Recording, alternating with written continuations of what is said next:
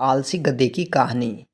एक गांव में नमक का व्यापारी रहता था। उसके पास एक गधा था। व्यापारी रोज अपने गोदाम से दुकान तक नमक ले जाने के लिए गधे का इस्तेमाल किया करता था।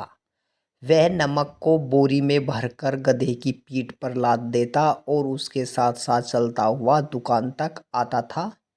व्यापारी का गधा आलसी प्रवृत्ति का था।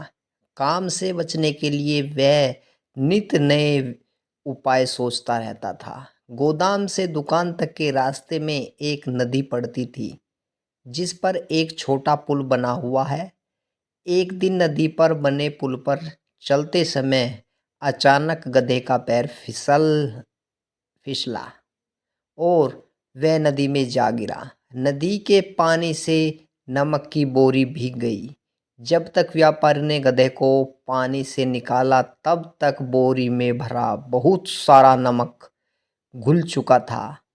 गधा जब चलने लगा तो उसे बोरी का भार बहुत कम महसूस हुआ और वह खुश हो गया।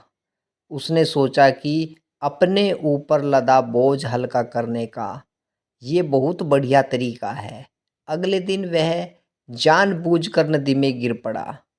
नमक पानी में घुल जाने से बोरी का वजन फिर कम हो गया।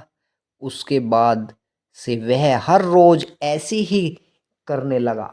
रोज रोज गधे की ये हरकत देखकर व्यापारी उसकी चालाकी समझ गया।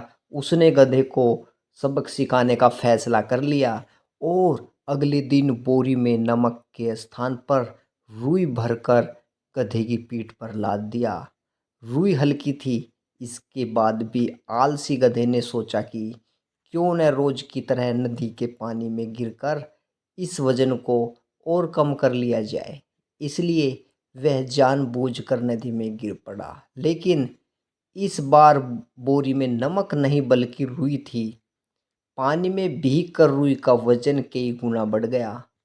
गधा जब उठकर चलने को हुआ तो इतने भारी बोझ से उसका बुरा हाल हो गया। उस दिन के बाद से उसने कभी आलस्य न करने का निर्णय किया है।